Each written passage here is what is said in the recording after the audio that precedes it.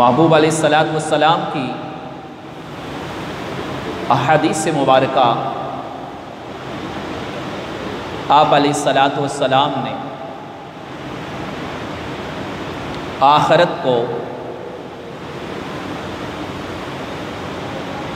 ذکر کرتے ہوئے فرمایا کہ یہ دنیا عند اللہ ایک مچھر کے پر کی بھی حیثیت نہیں رکھتی۔ فرمایا اللہ کے ہاں اگر دنیا وما فیہا اس کے اندر جو کچھ ہے اگر ایک مچھر کے پر جتنی بھی حیثیت رکھتا ہوتا تو اللہ تعالیٰ دنیا کسی کافر کو عطا نہ فرماتا۔ میرے محبوب علیہ الصلوۃ والسلام نے ارشاد فرمایا کہ دنیا میں اس طرح رہو جس طرح ایک مسافر ایک سفر کرنے والا کہ وہ دوران سفر کسی جگہ تھوڑی دیر رکتا ہے تو رک کر پھر اپنی راہ لیتا ہے۔ سامعین محترم، یہ مسلمہ حقیقت ہے۔ قرآن مجید فرقان حمید میں آخرت کا ذکر قرآن پاک کی سینکڑوں آیات مبارکہ میں موجود ہے۔ آخرت کے احوال، حالات، واقعات، حساب و کتاب، میزان، پل صراط اور پھر اس کے بعد فیصلہ کن مرحلہ، داخلہ جنت یا کفار کے لیے جہنم، یہ انجام ہونا ہے۔ بندہ مومن جس کے اندر ایمان کی حرارت ہے، اللہ تبارک و تعالی نے فرمایا من عمل صالحا من ذکر او انثی،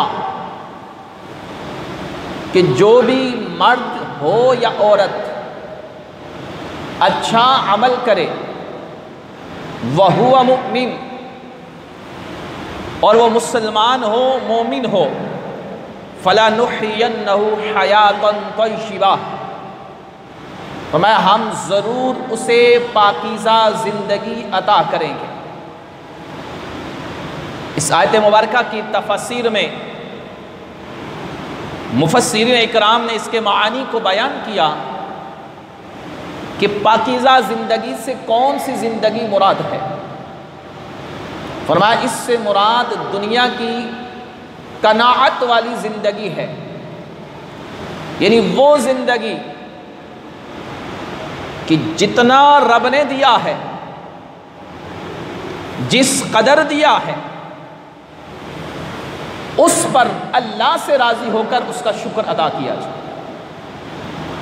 فرمایا یہ قناعت والی زندگی حیات طیبہ ہے۔ بعض مفسرین نے فرمایا کہ اس سے مراد سکون والی زندگی، سکون قلبی والی زندگی، اور یہ بھی فرمایا کہ اس سے مراد آخرت کی جنت کی زندگی ہے جو پاکیزہ اور امن اور سکون اور دائمی نعمتوں والی زندگی ہے۔ سامعین محترم، ہر انسان اس دنیا میں ایک دوسرے کا محتاج ہے۔ ضروریات زندگی کو پورا کرنے کے لیے اسے تکو-دو کرنی پڑتی ہے، رزق حلال کی تلاش میں اسے جستجو کرنی پڑتی ہے، اور جو رب نے اس کے نصیب میں لکھا ہوتا ہے، جتنا لکھا ہوتا ہے، وقت مقررہ پر رب اپنی حکمت کے مطابق اس سے تھوڑا تھوڑا عطا فرماتا رہتا ہے۔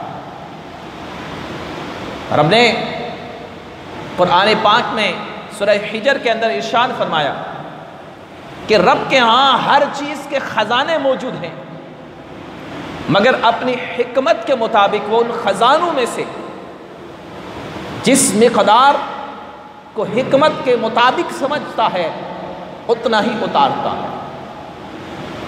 تو انسان کی خواہشات تو بڑی طویل ہوتی ہیں مگر ضروریات مختصر ہوتی ہیں۔ تو حیات طیبہ کا حصول جو ہے وہ قرآن نے ایمان پر موقوف کیا اور عمل صالح کے ساتھ اسے مقید فرمایا کہ عمل صالح ایمان کے ساتھ یہ حیات طیبہ کا ذریعہ اور سبب بنتا ہے۔ سامعین محترم، قناعت کی کیا برکتیں ہیں۔ قناعت کا معنی سادہ سا یہ ہے کہ جتنا رب نے دیا کوشش کرے، جتنا رب نے اس کے دامن میں رکھا ہے اس پر صبر کرے، اللہ کا شکر ادا کرے اور رب سے راضی رہے، گلے شکوے نہیں۔ تو حدیث طیبہ میں آیا، کریم آقا علیہ السلام نے فرمایا کہ رب قیامت کے دن بندے سے فرمائے گا، بلکہ حدیث طیبہ میں یوں آیا کہ جو بندہ اللہ کے کم دیے پر راضی ہو گیا، قیامت کے دن اللہ تعالیٰ اس کے تھوڑے عمل پر راضی ہو جائے گا۔ اس بات کو سمجھیے کہ جو رب کی کم دی ہوئی نعمتوں پر راضی ہو گیا، اس کے پاس عالیشان محلات بنگلے نہیں، بینک بیلنس نہیں، بس زندگی گزارنے کی ضروریات جو ہیں وہی پوری ہوتی رہی اور اس حال میں وہ رب سے راضی رہا، رب کی عطا پر راضی رہا، تو فرمایا جو دنیا میں رب کے تھوڑے رزق پر راضی ہو گیا، اللہ تعالیٰ اس کے تھوڑے عمل پر قیامت کے دن راضی ہو جائے گا۔ اب بندے کو رزق کی ضرورت ہے مگر وہ ضرورت کے باوجود کم پر راضی ہو جاتا ہے رب سے، تو رب تو الصمد ذات ہے، بے نیاز ہے، کسی کا محتاج نہیں، تو رب پھر بندے کے تھوڑے عمل پر بندے سے راضی ہو جائے۔ تو سامعین محترم، یہ بات ذہن میں رکھیے کہ رب سے راضی ہونا سیکھیے، رب سے راضی ہونا سیکھیے۔ جو بندہ رب سے راضی ہو جاتا ہے پھر اسے اطمینان قلبی نصیب ہوتا ہے، اسے راحت والی زندگی نصیب ہوتی ہے، شکر کی دولت اسے نصیب ہوتی ہے۔ ہماری پریشانیاں، ہماری تکالیف، ہمارے دکھ، ہماری ٹینشنیں وہ اس وجہ سے ہوتی ہیں کہ ہم رب کی تقسیم پر راضی نہیں ہوتے۔ ہم یہ سوچتے اس کو زیادہ مل گیا، مجھے کیوں نہیں ملا، وہ اتنے مالک ہو گیا، اتنا امیر ہو گیا، میں کیوں نہیں ہوا، اس کے پاس یہ چیز آ گئی، میرے پاس کیوں نہیں آئی، وہ اتنا خوشحال ہو گیا، میں کیوں پریشان ہوں۔ تو یہ وہ سوچیں ہیں جب انسان کو مزید دکھوں اور تکالیف کی طرف اور مصائب کی طرف دھکیلتی ہیں۔ اور جب انسان یہ سوچے کہ اسے بھی رب نے دیا، مجھے بھی رب نے دیا، اس کی مرضی، وہ جس کو چاہے عطا فرمائے۔ رب نے واضح اعلان فرمایا، وَاللَّهُ يَبْسُطُ الرِّزْقَ لِمَن يَشَاءُ وَيَقْدِرُ، یہ اس کی مرضی ہے، جس کو چاہے رزق کی وافرانی عطا فرما دے اور جسے چاہے رزق کی تنگی عطا فرمائے۔ فرمائے رب کی شان ہے، وہ بہتر جانتا ہے کس کو کتنا عطا کرنا ہے۔ اور حدیث طیبہ میں آیا، وہ لوگ جو زندگی میں کم ضروریات بمشکل پوری کر کے بھی رب سے راضی رہتے ہیں، میرے محبوب علیہ السلام نے فرمایا وہ غریب امیروں سے 500 سال پہلے جنت میں داخل ہو جائے گا۔ یہ مسلم شریف کی حدیث طیبہ ہے کہ جو رب کی کم عطا پر راضی ہوا، رب کے تھوڑے دیے ہوئے رزق پر بھی راضی رہا، تو وہ مالداروں سے پہلے 500 سال جنت میں داخل ہو جائیں گے۔ اس لیے کہ جو مالدار ہوں گے وہ مال کا حساب دینے میں رکے رہیں گے۔ ثُمَّ لَتُسْأَلُنَّ يَوْمَئِذٍ عَنِ النَّعِيمِ، اس شان کا اظہار ہونا ہے کہ تم سے ہر نعمت کے بارے میں سوال کیا جائے۔ اب ایک ایک نعمت کا حساب لیا جائے تو جس کے پاس جتنی نعمتیں ہیں، جتنی نعمتوں کی کثرت ہوگی، اس کا حساب بھی لمبا ہوگا۔ ایک استاد سے شاگردوں نے یہ پوچھا کہ استاد محترم بتائیے کہ قیامت کے دن حساب کیسے ہوگا، مالدار اور غریب کے حساب میں فرق کیا ہوگا، اور یہ غریب جنت میں پہلے کیسے چلا جائے گا؟ تو استاد نے ایک شاگرد کو زیادہ پیسے دیے، دوسرے کو کم دیے، تیسرے کو بالکل 2 یا 3 روپے دیے۔ مثال کے طور پر یوں سمجھے، ایک کو 1000 دیا، ایک کو 500 دیا، ایک کو 10 روپے دیے، کہا جاؤ اپنی اپنی مرضی سے خرچ کر کے آ جاؤ۔ وہ گئے، جس نے جہاں چاہا خرچ کیا، پلٹ کر آئے۔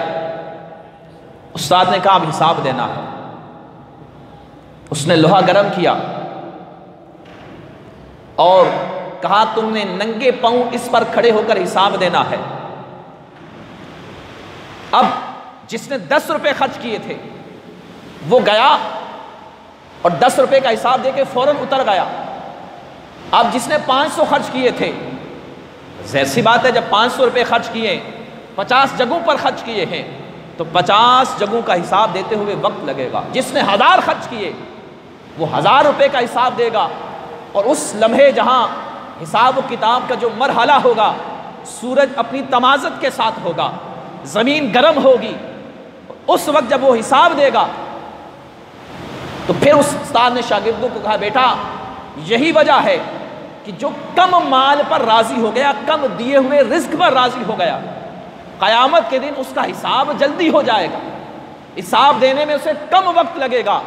جس کے پاس جتنی نعمتیں زیادہ ہوں گی، جتنا زیادہ مال ہوگا، جتنی جگہوں پر خرچ کیا ہوگا، اس کو حساب دینے اتنا ہی وقت لگے گا۔ تو فرمایا یوں جو غریب ہوگا، جو اللہ کی کم عطا پر راضی رہا، وہ جنت میں جلدی داخل ہو جائے گا، اس کا حساب آسان ہو جائے گا، اور جس کا حساب مشکل ہوگا، لمبا ہوگا، تو اس کا حساب دینے میں وقت بھی زیادہ لگے گا۔ تو اس لیے میرے محبوب علیہ السلام نے فرمایا جو رب کی کم عطا پر راضی ہو گیا، رب اس سے کم عمل پر، تھوڑے عمل پر راضی ہو جائے گا۔ سامعین محترم، قیامت کے دن حساب و کتاب ہونا، انسان کی ہر نعمت کے بارے میں، جیسے قرآن کی یہ نص قطعی موجود ہے کہ ہر نعمت کا سوال ہوگا۔ اور ایک اور حدیث طیبہ میں میرے محبوب علیہ السلام نے، حدیث میں یہ بھی آتا ہے کہ نماز کا حساب ہوگا، پہلے یہ حساب ہوگا، پڑوسیوں کے حقوق کا حساب ہوگا، والدین کے ادب و احترام کا حساب ہوگا، اور دیگر کئی حسابات ہیں۔ ایک حدیث طیبہ میں میرے محبوب علیہ السلام نے 5 مین چیزیں ذکر کی، 5 مین چیزیں۔ یہ حدیث میں اکثر سناتا ہوں، اور جب سوئم وغیرہ کی محفل ہوتی ہے تو اکثر میں یہ حدیث ضرور سناتا ہوں کہ میرے محبوب علیہ السلام نے ارشاد فرمایا قیامت کے دن ابن آدم کا ایک قدم بھی اس وقت تک رب اپنی بارگاہ سے ہٹنے نہیں دے گا جب تک کہ اس سے 5 چیزوں کے بارے میں سوال نہ کر لیا جائے۔ 5 چیزوں کے بارے میں جب تک وہ سوالات نہیں ہوں گے تب تک اسے ایک قدم بھی حساب و کتاب کی جگہ سے ہلنے نہیں دیا جائے گا۔ آپ علیہ السلام نے فرمایا پہلا سوال ہوگا عن عمرہ، بندے سے اپنی عمر کے بارے میں، زندگی کے بارے میں حساب لیا جائے گا۔ بتا جب سے تو نے ہوش سنبھالا، بالغ ہوا، بلوغت کی عمر کو پہنچا، اس سے لے کر مرتے دم تک اپنی پوری عمر کا حساب دے۔ اب بتائیے 50 سالہ، 40 سالہ، 60 سالہ زندگی ہے، 30 سالہ زندگی ہے، تو 23 سالوں کا حساب دیتے ہوئے کتنا وقت لگے گا؟ پھر فرمایا دوسرا سوال ہوگا عن شابہ فی مبتلا، بندے سے دوسرا سوال اس کی جوانی کے بارے میں ہوگا۔ بتا جوانی کیسے گزاری؟ حالانکہ عمر کے حصے میں وہ شامل ہو جائے گی، مگر جوانی کے متعلق خاص سوال ہوگا۔ فرمایا رب پوچھے گا بتا بندے تو نے اپنی جوانی کیسے گزاری؟ کہ یہ عمر، یہ سانس، یہ جوانی، یہ قوت، یہ طاقت، یہ اعضاء کی مضبوطی، یہ عقل، یہ شعور، یہ نگاہ کی تیزی، زبان کی تیزی، خون کی گرمی، یہ ساری اللہ کی نعمتیں ہیں۔ تو ان کے بارے میں پوچھا جائے گا، بندے سے یہ سوال ہوگا کہ بتا تو نے اپنی جوانی کیسے گزاری۔ میرے محبوب علیہ السلام کی حدیث سے طیبہ فرمایا آپ علیہ السلام نے انا حبیب اللہ، میں اللہ کا محبوب ہوں، میں اللہ کا دوست ہوں، انا حبیب اللہ، میں اللہ کا حبیب ہوں۔ اور فرمایا دوسرا وہ جوان جو جوانی میں توبہ کرتا ہے وہ اللہ کا حبیب ہے، وہ اللہ کا حبیب ہے۔ تو جوانی یہ بھی اللہ کا عطیہ ہے، اس کے بارے میں بھی جواب دینا ہے، اس کے بارے میں بھی حساب دینا ہے۔ پھر فرمایا آپ علیہ السلام نے بندے سے پوچھا جائے گا اس کے مال کے متعلق، فی مکتسب، بتا تو نے مال کہاں سے کمایا، کیسے کمایا، یہ حساب دینا پڑے گا کہ مال کہاں کہاں سے کمایا، کیسے کمایا، حلال حرام، جائز ناجائز، درست غلط، جو بھی ہوگا۔ فرمایا بندے سے یہ پوچھا جائے گا مال کہاں سے کمایا۔ چوتھا فرمایا اس سے پوچھا جائے گا کہ بتا مال خرچ کہاں کیا، کمائی کہاں سے کی، کیسے کی، اور خرچ کہاں کہاں کیا، یہ بھی حساب دینا پڑے گا، یہ حساب دینا پڑے گا۔ اور پھر فرمایا چوتھا اس سے سوال یہ ہوگا کہ جتنا علم تھا اس پر عمل کتنا کیا۔ اب یہ 5 سوال ہیں، مشکوٰۃ شریف کے اندر یہ حدیث طیبہ موجود ہے، دیگر احادیث کی کتب کے اندر بھی موجود ہے۔ اس سے میں نے پچھلے جمعے کو بھی عرض کیا تھا، میرے محبوب علیہ السلام نے فرمایا حاسبوا قبل ان تحاسبوا، اپنا حساب خود کرو قبل اس سے کہ تم سے حساب لیا جائے۔ تو اگر ہم اپنے آپ پر غور کریں، اپنی اب تک گزری ہوئی زندگی پر غور کریں، تو سوچتے ہوئے زیادہ وقت نہیں لگے گا کہ ہمارے دامن میں کیا ہے، کیونکہ ہمیں اپنے بارے میں بذات خود زیادہ معلوم ہے۔ قرآن نے کہہ دیا بل الانسان علی نفسہ بصیرہ، ہر انسان اپنے بارے میں خوب بصیرت رکھتا ہے، وہ اچھے طریقے سے جانتا ہے میں کیا ہوں، میری حیثیت کیا ہے۔ تو سامعین محترم یاد رکھیے ہم نے اپنے ایک ایک عمل کا حساب دینا ہے، ایک ایک عمل کا حساب دینا ہے۔ دنیا کے اندر ہم جو کچھ کریں گے، آج ہمارا یہ عقیدہ مضبوط اگر ہو جائے تو سستی کاہلی ہمارے سے دور ہو سکتی ہے، شیطان کے بہکاوے سے انسان بچ سکتا ہے۔ ہمیں یہ احساس اگر ہو جائے کہ مجھے اپنے ہر عمل کا حساب دینا ہے، ہمارا ایمان تو ہے الحمدللہ، اس کے بغیر تو ایمان کامل نہیں کہ اگر کوئی یہ سمجھتا کہ میں حساب کتاب نہیں دوں گا تو اس کا ایمان بالآخرہ پھر درست نہیں ہے۔ ہاں وہ لوگ جن کے بارے میں میرے محبوب علیہ السلام نے فرمایا بلا حساب و کتاب جنت میں جائیں گے، وہ 70,000 جو فنا فی اللہ کے مقام پر ہوں گے، وہ ایک الگ بات ہے، مگر ہر عام مومن نے اللہ کے حضور پیش ہو کر اپنے گناہوں کا، اپنی نیکیوں کا حساب دینا ہے۔ کس قدر حساب دینا ہے، کس قدر حساب دینا ہے، قرآن نے واضح فرمایا فَمَنْ يَعْمَلْ مِثْقَالَ ذَرَّةٍ خَيْرًا يَرَهُ، ایک رائی کے چھوٹے سے ذرے کے برابر بھی، ایک چھوٹے سے ذرے کے برابر بھی اگر کوئی نیکی کرے گا، فرمایا رب اس کا اجر بھی اسے عطا فرمائے۔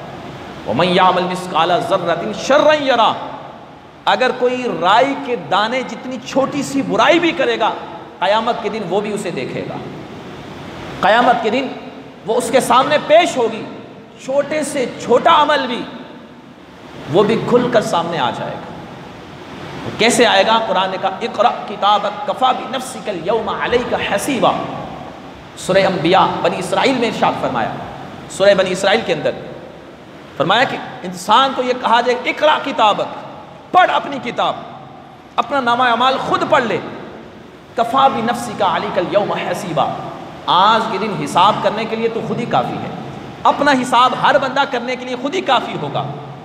تو یاد رکھیے سامعین محترم، یہ بڑا کٹھن اور مرحلہ آنے والا ہے، یہ دنیا فانی ہے، چند روزہ زندگی ہے، اپنی آخرت کی فکر کرنی چاہیے ہمیں، اپنے معاملات کی درستگی کرنی چاہیے، اپنے روزمرہ کے معاملات پر ہمیں نظر رکھنی چاہیے اور اپنے حساب کی تیاری کرنی چاہیے، اس لیے کہ جو پہلے سے اپنا حساب تیار رکھے گا اسے دینے میں آسانی ہوگی، اور جو بھلا بسرا ہوگا تو اس کے لیے پھر حساب دینا اور پھر وہاں اس لمحے میں کیسی کٹھن گریاں آئیں گی یہ ہر بندہ بخوبی جانتا ہے۔ سامعین محترم، اللہ تعالی ہم سب کو آخرت کی فکر عطا فرمائے، ایمان بالآخرہ ہمارا مضبوط ہونا چاہیے، اور یاد رکھیے کہ ہم نے حساب دینا ہے، مر کر مٹی بھی ہو جائیں، سڑ کر ریزہ ریزہ خاک بھی ہو جائے، جانوروں کے منہ میں بھی چلا جائے، راکھ اس کی سمندر میں غرق بھی کر دی جائے، تو رب اس بات پر قادر ہے کہ قیامت کے دن اس کے دوبارہ گوشت کو ہڈیوں کو جمع فرما کر اٹھائے گا اور پوچھے گا، اور اس سے سوال و جواب ہوں گے۔ اللہ تعالی ہم سب کے لیے حساب کے معاملات کو آسان فرمائے۔